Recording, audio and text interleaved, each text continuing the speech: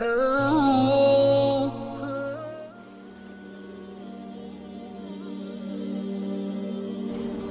دونوں کیفیات کو جمع کر لیجئے۔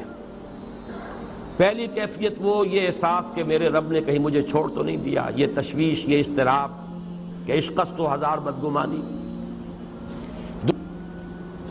دوسرا احساس یہ کامیاب ہو سکوں گا، اتنا بڑا بھاری بوجھ اٹھا سکوں گا، کیا یہ اس مشن، اس کی ذمہ داری میں ادا کر سکوں گا؟ یہ دوسری تشویش ہے، اور اس میں ہمت کا کچھ جواب دے جانا، جیسے کہ نیورستینیا کا لفظ میں نے استعمال کیا۔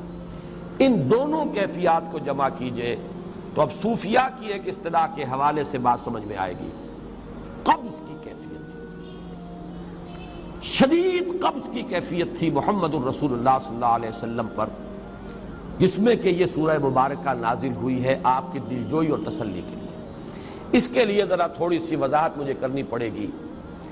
دیکھیے، انسانوں کی اکثریت تو ان پر مشتمل ہے جو بے حس ہوتے ہیں اور غبی ہوتے ہیں، جو ہو جائے ڈھیٹ انسان، کسی چیز کی کوئی خاص، بس اپنی فکر ہے، اپنے بطن اور فرج کے تقاضے ہیں، مال جمع کرنا ہے، اس سے آگے کوئی اور فکر نہیں، کوئی سوچ نہیں، کوئی احساسات نہیں۔ کسی کے دل پر کیا بیت رہی ہے ہمیں کیا، وہ جانے۔ کوئی بھوکا ہے ہمیں کیا۔ ایک وہ کیفیت ہے کہ قافلے کو دیکھ کر آئے قبیلے کو، اور حضور صلی اللہ علیہ وسلم کی کیفیت وہ ہو گئی جس میں کہ حضرت خدیجہ رضی اللہ تعالی عنہا نے وہ قدم اٹھایا۔ ایک یہ کہ ہوا کرے، ہم کسی کے ذمہ دار تو نہیں، لا ابالی، جیسے آ چکا ہے پچھلی صورت میں، من بخل واستغنی استغنا۔ ان لوگوں کو چھوڑ دیجئے تو ایک اقلیت انسانوں کی ایسی ہوتی ہے جن کے لیے میں دو لفظ اب استعمال کر رہا ہوں، ذہین اور حساس۔ ذہین اور حساس لوگوں میں قبض اور بسط کی کیفیت، یہ مختلف سائیکلز ہیں جو آتی رہتی ہیں۔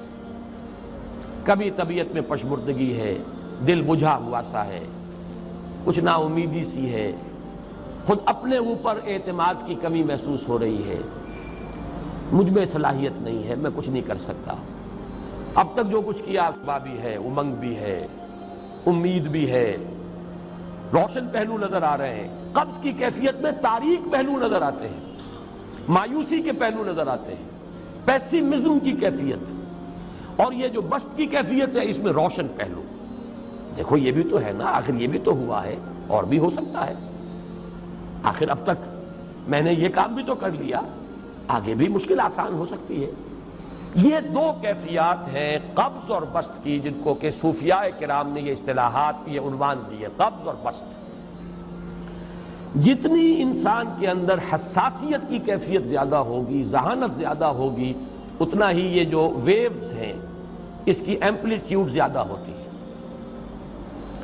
کم ذہین انسان ہے، کم حساس ہے، آئیں گے تو صحیح ہے، لیکن یہ کہ وہ ویو جو ہے اس کا ایمپلیٹیوڈ جو ہے اس کے اندر اوپر اور نیچے کی کیفیت زیادہ نہیں ہوگی۔ لیکن جتنا یہ معاملہ بڑھتا ہے، یہ جو ویو ہے اس کے ایمپلیٹیوڈ بڑھتا چلا جاتا ہے۔ لیکن نارمل انسان کا معاملہ یہ ہے کہ یہ حدود کے اندر رہے، اسی کی ایک کیفیت جو ہے ایب نارمل جب ہو جاتا ہے، یہی ہے جو جدید ہماری جو سائیکولوجیکل میڈیسن ہے اس میں اسے مینیکس ڈپریسو سائیکوسس کہا جاتا ہے۔ مایوسی ہوئی تو اتنی ہوئی کہ جیسے کمر ٹوٹ کر رہ گئی، اور اسی ڈپریشن میں ہوتی ہیں خودکشیاں،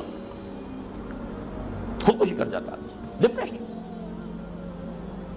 کچھ روشن پہلو نظر ہی نہیں آ رہا، کوئی امید کا پہلو نظر ہی نہیں آ رہا، کوئی صورت نظر نہیں آتی، کوئی امید بر نہیں آتی، کس طرف جاؤں، کدھر دیکھوں، کسے آواز دوں، اے ہجوم نامرادی دل بہت گھبرائے ہیں۔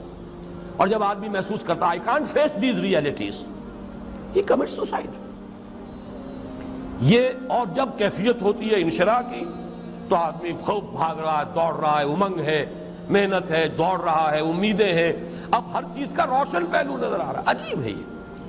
اصل میں مجھے کچھ تجربہ بھی ہوا ہے، ہمارے خاندان میں بھی یہ مرض موجود رہا۔ میرے والد مرحوم کافی طویل عرصے اس مینیک ڈپریسو سائیکوسس کے مریض رہے۔ کچھ ہوتا ہے یہ معاملہ، ویسے بھی شاید ہمارا خاندان جو ہے اس کیٹیگری میں آتا ہے جس میں ذہانت نسبتاً کچھ زیادہ ہے، حساسیت بھی نسبتاً کچھ زیادہ ہے۔ یہ دوسری بات ہے کہ کوئی شخص جو ہے یہ فلسفے کے طور پر اختیار کر لے کہ اپنے آپ کو ڈھیٹ بنا لینا ہے، یہ فلسفہ بھی بن سکتا ہے، لیکن یہ ہے کہ اگر آدمی چھوڑ دے اپنی طبیعت کو تو یہ دونوں کیفیات آتی ہیں۔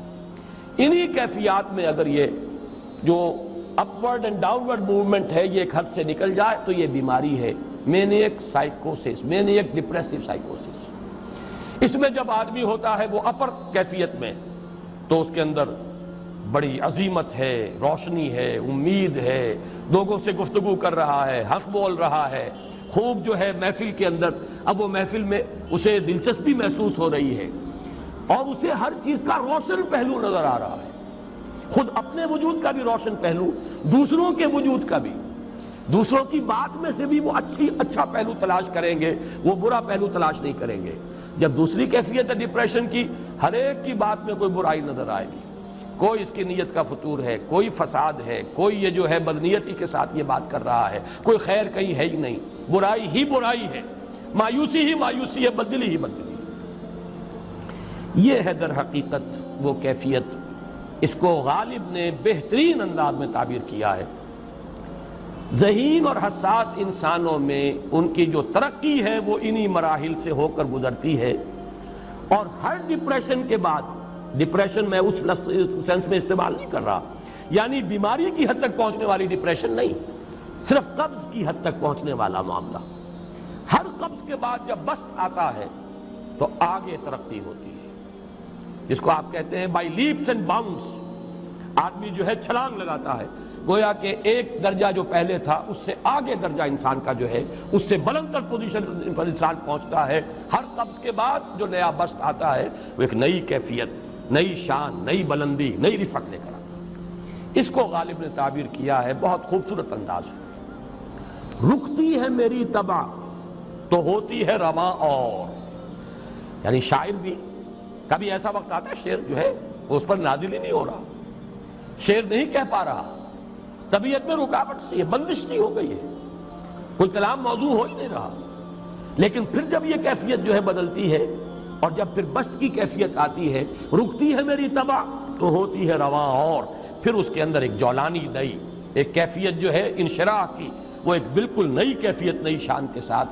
یہ ہے وہ معاملہ جو ان آیات مبارکہ کے پس منظر میں ہے۔ اسی لیے اب میں آپ کو اس کا حوالہ دے رہا ہوں، تفسیر مظہری میں قاضی ثناء اللہ پانی پتی رحمۃ اللہ علیہ نے بہت عمدہ بات فرمائی ہے کہ حالت قبض اگر کسی شخص پر طاری ہو تو اس حال میں اکسیر کا درجہ رکھتی ہے یہ سورہ مبارکہ، اس لیے کہ یہ نازل ہوئی ہے محمد الرسول اللہ صلی اللہ علیہ وسلم پر اسی حالت